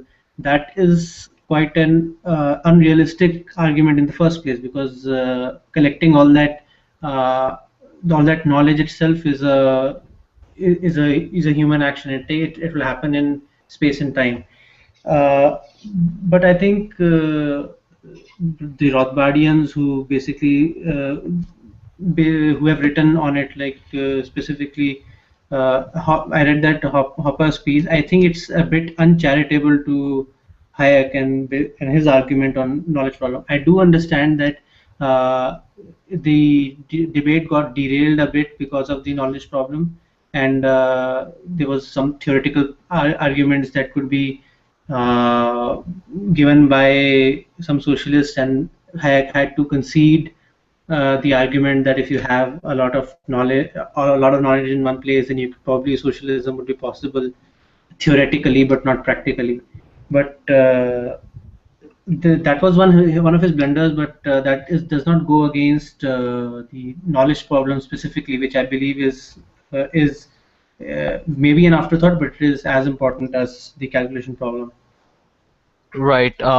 See, there is another point which Israel Kreisner, basically it's between the Lachmanites and the Hayekians and the Rothbardians, right? So the Hayekians are going to bring in something like discovery and opportunity things. Now, when you're calculating opportunity cost, you have to you have to know cost between what you're going to do and what is existing in the market, right? Which like the change that you are going to bring is not existent, so there is no price calculation possible. It's only an entrepreneurial factor where you have a subjective or a psychic thing or a psychic intuition which is telling you that this is an opportunity, this is what you have discovered.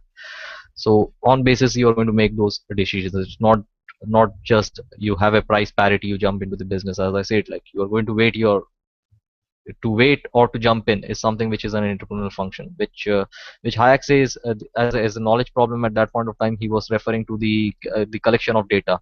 Now, let's say supply and demand. Like, as I said, like, supply. If I'm going to ask for supply, like, what is the supply of potatoes, I do not know, right? How much potatoes have been grown, how much is rotting, and how much is the unit subjective price which is present for people who would like in Mumbai, maybe there is a huge demand of more potatoes than what is there in Uttar Pradesh, or maybe in Calcutta, or maybe in South India, right? So I do not know, every different place is going to have different subjective valuation for, or this demand schedules for this particular good, and it might change due to some other reason. Let's say McDonald's starts offering something, starts opening counters makes huge investment and starts opening counters in different places, and suddenly the local demand for potatoes goes up, so that's going to change pricing as well. So that's knowledge, right? What entrepreneurs do is, it's not that the prices have changed, they will blindly trust the price, that okay, the price has gone up, that means the demand has gone up, or the supply has fallen. They have to figure out, they have to make some calls, or they have to analyze, or they have to anticipate what caused the problem, and they also have to think that they have to also follow their intuition. So these two factors also play a part, right? The Mises says that it's only price, but he says in a context where whenever you are working with knowledge, you are going to make an economic calculation, and it's then and there that is going to present you if it's an opportunity or not an opportunity to invest. I Rest of think the thing, Mises, I think Mises didn't want to even give them that chance of bringing knowledge into it. So his yes. argument begins with the assumption that the central planner has See, like knowledge of every aspect of the economy. He just simply has to figure out the use. He simply has no basis of calculating where resources should go because he doesn't have access to the use, uh, basically the people's use value, and where to economically invest resources without any price signals. So I think Mises was like concentrating on one aspect of it, and it is uh, the aspect, right? I mean, if you look at yeah, from the, I mean, even if you have the knowledge or anything, you need to have that price first, right? The change of price first, then only yeah. you can So investigate like what the obviously, what is required. Mises's argument is the core argument. There's no doubt about that. But and Hayek's argument is valid, but it's an afterthought. But it's still valid. It provides what do you say, a diseconomy of scale of all macroeconomic entities, that even in a private or a private firm there would be a manager, and he would not have in the higher you go in the hierarchy, the less information we'll have is what's going on in the lower ends of the corporation. So it's valid for all entities, and this is something that should be focused on, although as an afterthought, but it should be focused on. It should not be like dismissed off No, without. it's not something which has to be dismissed, but this is something where what do traders do? What do traders do? Traders buy at a low cost and sell at a higher cost, right? If you remember that Israel Kirzner's lecture. Uh, now, if how do they get this opportunity? It's the knowledge, right? That's the kind of knowledge that Hayek Hayek is pointing to. That they get this knowledge because they are aware like where the market is, where the people are willing to give a higher price for this good, and where they can buy this good for a lower price. And this buyers do not have that knowledge, and the sellers do not have that knowledge. The question is why they don't have this knowledge. This is basically because you cannot know like the entire market, right? Who are the people, and each individuals, like what their situation is and what their scenario is. And if this knowledge is conveyed somehow, then everybody is going to buy at the lower price, and everybody is going to buy at the highest price, right? If you know that if you have purchased something like potatoes, if you know that where you can get it for the least price, who is the seller who is selling it at the least price, you will always buy it from from the person who is selling you at the least price, right? But you do not have this knowledge, and this knowledge is not conveyed, or this knowledge does not flow in society. If you get this knowledge, then I don't think you require those prices, right? Like everyone knows that who where the scales of values of each and every person is without money prices, and if only if this knowledge is getting conveyed in a proper way, even also that exchange would take place. I mean, theoretically, that is what Hayek was going into, and that is where the problem is. Like you cannot collect. And Hayek mentions that you can do it in theoretically, but in practice you cannot collect this data, right? I mean, the socialists think that it's a static thing, right? I may have given you my knowledge or something, but then when you come back, my subjective scale of values might have changed, something scenarios might would have changed. So that's what Hayek is But even getting if into. you have knowledge of all the uh, what do you say, all the Subjective uh, scales. Yep. no, not just the subjective scale. So that's what the Mises's argument is more important and more coercive than Hayek's important because, and this is what that line I said that line I pasted is important because according to Mises, the subjective use value of each person is different and not comparable. How can you Exactly. say that you value, suppose I want an apple, you want an orange? How can we say that my want for apple is more important than your want for orange from a purely value-free, unbiased perspective? It's not possible to compare that. The only way Exactly. it's possible to compare is that we are able, when we interact with each other on the market and we give exchange value to these components, only then where are we able to allocate goods economically. Otherwise, how will the central planner, he'll have to arbitrarily pick up either me or you in deciding who should get the fruit. So this was basically the core of Mises's argument that even if you have the all of knowledge, you still are nowhere in economic allocation of goods. And Right. uh, and I completely agree with Rothbardians on this that Hayek brought in the knowledge problem on it, and then later See, lost a yeah, portion of exactly. debate. That See, is true, see, but this is a period of time, right? Like from 90, Mises did not reply anything till the point where he came back again with Human Actions, which is somewhere where it was in 1950s, I think, right? 1920s he started debate, um, and 10 years Hayek and others were debating, and then he comes yeah, back with the other things, right? But Hayek and Mises at that period of time, they were both looking at the socialist economy, right? Like how the socialist planner are going to plan the economy, right? If they do not have prices, if they do not have money, uh, it is possible, like they said, they will do trial and error, right? They will try to find out, like they will fill up forms at different places, they will see that what is being demanded at every ration shop, how much ration is needed, how much is the population, how much is the people working, and how much resources we have, the total resources that we have, and how we can achieve it using 5 years planning and stuff. That is what Hayek was getting into, and accusing he was challenging the socialist, right?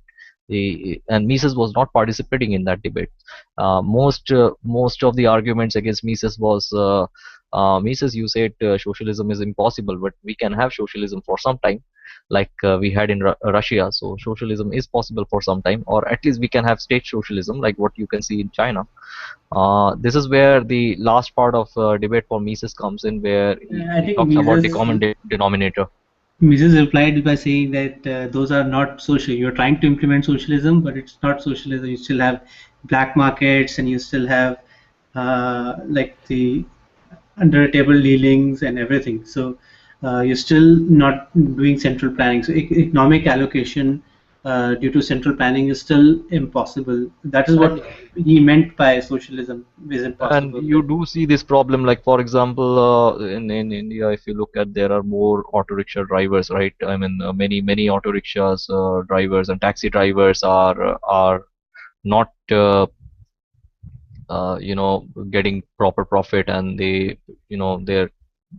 have gone off the road and started working somewhere, or they just run their autos only for a particular period of time, and they have taken up some other jobs as well. So you see that this if you look at this, the mineral control, the fuel control, and the fuel pricing is basically in the hands of the government, right? So you will see that wherever the lower order goods, even if that is in the hands of the government, you will see that, or in the hands of the socialist. I mean, we don't say it's government, but the Führer, or these kings, or the emperors, or any socialist, you will see that there will be a problem with the consumer goods as well.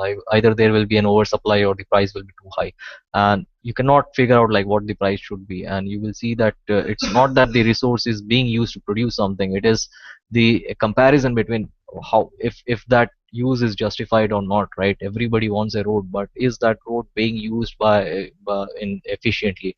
Or you have the railways, everybody wants that railway, tracks to go from Mumbai to Calcutta, let's say, but is it feasible to liquidate that entire railway, and what will be the economic cost of running airlines, or maybe roads, high speed high transit roads, and running high speed cars on those roads instead of trains and stuff. So those kind of economic calculation is what is not possible. And knowledge, even if you have the knowledge, who is going to take the initiative? So it's a mix of both what Hayek and Mises both brought in, but the central point and the core of every calculation will be the price. If you do not have actual Pricing prices, mechanism. yeah, you cannot have it. And even if you have Yeah. fiat currency, you are having a calculation problem, which is creating this business cycles, right? Some people getting richer, and some people, not able to calculate what the ROI should be, not willing to invest in Crashing their long-term projects. investments. Yeah, in So a long. usual rebuttal is given that do you consider entrepreneurs to be like really dumb that they don't know that the state is interfering with the price mechanism? Uh, And the we don't. answer I think the best I've read is from Long, who says that that even if you are in a minefield, even if you are in a minefield where your compass is being distorted by our surrounding magnets, you're still going better off trusting it to get a general idea of where north is, rather than simply going blindly in any direction of your choosing. So, so, so I think that's Basic, a Basically, yeah. it is the realization that you are lost, right? Even if you have a compass which doesn't point north, is useless, right? Yeah, but still you're going to make best use of the pricing signals. Even if you know it's distorted, you're going to try to be skeptical of it. You're going to try to, Uh, Hello. Hi. Hi, yeah. Mithun. Hmm. Yeah. Sorry, Shashank. I didn't mean to interrupt you. no problem. So like you, No, no. I had a conversation with an entrepreneur recently who was actually thankful for the governmental interference in the economy, and was glad for the whatever entry barrier that was present, because the cost of business for people would increase, and on connections and network and shit like that. So I was just like sitting there with my head in my hands. I was like, what do I tell this guy? I was asking him, did it actually help the economy grow? And he's like, yeah, otherwise the US people would have come, they'll set up their, sorry, Shashank, just a minute, Yep. in the chat, no. Okay, sorry. So he was like, they'll come, they'll set up their business, and then they'll take all the profits out of the country, and it'll create a loss to our economy. I was like, how? It's just, I find it futile even arguing with people on these points. What Uh, what do you do in response to these guys? so you have to realize that there's an echo. Uh, there is some One feedback sec, coming one up. sec. Yeah, so you have to realize that it is true. A lot of entrepreneurs, because they don't want to be, because it's basically their job is in risk taking, right? So they don't want to be in that position to take risks. So they want some place to fall back, and they generally choose the state to be that fallback. So yes, there's a huge collusion between entrepreneurs who basically turn to the state for their survival. But then you have to understand, the question remains, why the goods they are producing, those goods need to be produced, and why them exactly? Why can't someone else compete with them? Why there should be an entry barrier? So if you think about it from an economic perspective, if someone's providing better goods than that person, then entry barriers are only going to artificially suppress innovation, and it and the prices are going to be higher, because this is an uneconomical this person who is protected, the protected entrepreneur, he's using an uneconomical procedure that would have been outdated had other people been allowed to get into the market. So that is how it is true that a lot of entrepreneurs basically go to the state and for security basically. The response that he was also giving was that at the time of independence, India did not have that much capital, so it came upon the onus was upon the government to build capacity, and hence, while building capacity, they had to set up these barriers. But the Uh, capital is not built by government, right? Yeah. So ultimately, it means that government is reallocating capital from other productive areas of its own country and allocating it to that entrepreneur. So Yeah. how does it know that to do that? Why this entrepreneur? Why this particular economic good? And basically the whole argument from there. Hmm. Let me answer that. Yeah. Now, when you have an entrepreneur, right? First thing I ask him, like, what kind of entrepreneur? Can you please mute your mic? I'm getting some feedback. Cool, thanks. What happens is when an entrepreneur is doing his entrepreneurship, I have to ask him like where what order of good he is making, right? Let's say if he is making a higher order good, sorry, a lower order, a higher order good like a bread or something, right? He buys his wheat from the market. Let's say the government is providing him all the gas and wheat and everything, right? He produces that goods at one particular price at a price which is based on the fixed price which the government is giving him at, right? The government has fixed some arbitrary price, and it's not a market price, it's the price at what he's getting his resources, and his business is profitable for a while. But what is happening at the other end is like whenever you have let's say if the government has fixed the price too less, right, too little, what is going to happen is like suddenly there will be a rise in the consumption, right? Like there will be a higher demand which is coming up for the goods which is at a lower price of production. So there will be more, amount of land or lower order goods required for, more number of workers to produce these goods to meet the demand, right? And suddenly the government is going to run out of resources. I mean, your resources are going to go up out. You're going to consume more amount of oil. Let's say if I make oil free, what is going to happen? It is going to, if I start giving entrepreneurs oil for free, at one point of time you will have your production prices rising up for drilling out that fuel from the mine. You will have a shortage of fuel in a very short period of time. What is your entrepreneur going to do at that point of time? He has no clue, right? Because he did not have a price. What did he base his calculation upon when he was starting that investment? When he did that investment, yeah, you earned for 10 years of period of time, you made a hefty profit, and now what? Now you enter into a phase where he is a rich bourgeois capitalist and a bourgeois capitalist, a exploiter of worker and everything, and we want his money. He might have kept it on Switzerland or somewhere. The government is going to take it away, and this is what happens. Yeah, that's a good way to look at it. So this is how an economist will look into it, rather than from ethics or what the was there. How does he know that India did not have capital? I mean, what does he mean by capital? I mean, what was India out of land at that point of time? Suddenly, the land resources that India had shrink. No, it was not, right? I mean, the Indians faced a problem. I mean, ask him like if you if I give you if I ask you to make a road 1 mile long and I give you a bulldozer and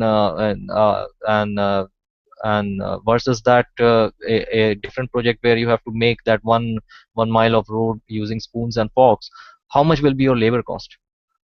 If he makes that kind of now this is something that they have to look into, right? I mean, you cannot forget this kind of economics. If you look at this metro projects, right, metro trains and the technological advances in the new world and the old world, it's true that India had this capital and capital produce was productive, but they did not liquidate those capital into some other in production of other stuff, right? They should have liquidated it at that point of time. They did not. What they were trying to do is they were trying to protect this industries, the handloom industries, the method of making roads using forks and spoon. So they were wasting time. They were spending more resources on creating the same product which the other countries were using heavy machineries for. So that is the problem. Like, what will the Tanga walas will get unemployed? We will not bring in taxes. So that was the attitude of that people. But imagine what a person achieves if he saves some time. If he increases the unit produced per acre, or unit produced per minute, or unit produced per hour. So that is why it is very essential to have those calculations in place. If you do not have that calculation, it is distorted at one point of time. Yeah, someone will make profit and someone will not make profit. You will not even know that your business is going to go out of you're going to go out of business. It's a bad investment. Suppose if I fix the cost of coal, and now there is very little coal remaining in the market, and suddenly the demand is going to come up for electricity, power electricity, because you have air conditioning and dishwashers company set up over here, and everyone is going to get dishwashers and air conditioning made in India at a cheaper cost in India, right? The consumption demand is going to go up, and you are an entrepreneur. You have the old electricity prices which was fixed by the government, and the price never increased for last 10 years, and you put in your investment, you put in your life saving in there, and suddenly the government is out of coal, and it denationalized that coal plant. And what is going to happen? Where will be the demand and what will be the price at that point of time? There will be a tremendous jump in the price of the prices, and in the price of the coal. So that's what the reality is. You are overusing or misusing your resources, and you're consuming your consumption has gone up, or in some places the consumption has gone down.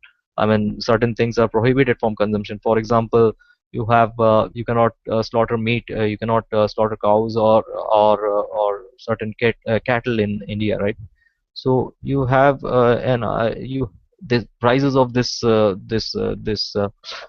animals are much more higher, because you cannot sell them off to your meat cutter for later industries, right?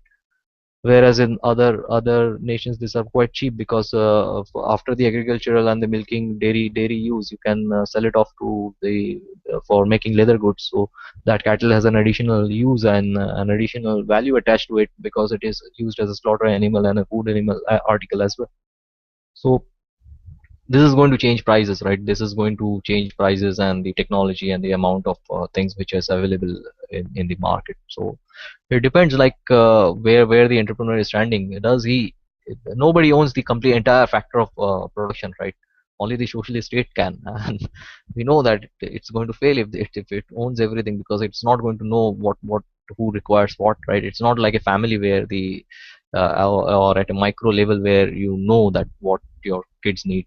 And the other point that you brought in, that the entrepreneur can know what is happening in the economic. No, he is totally dependent. He does not know what the entire supply of good is. He does not know how much land is allocated for manufacturing of a particular good.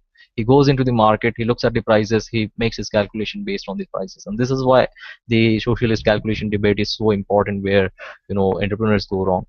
If the bank is giving him cheap credit, he will take it, but eventually he is going to lose out when in the recession period, when he gets gets into a debt trap, right?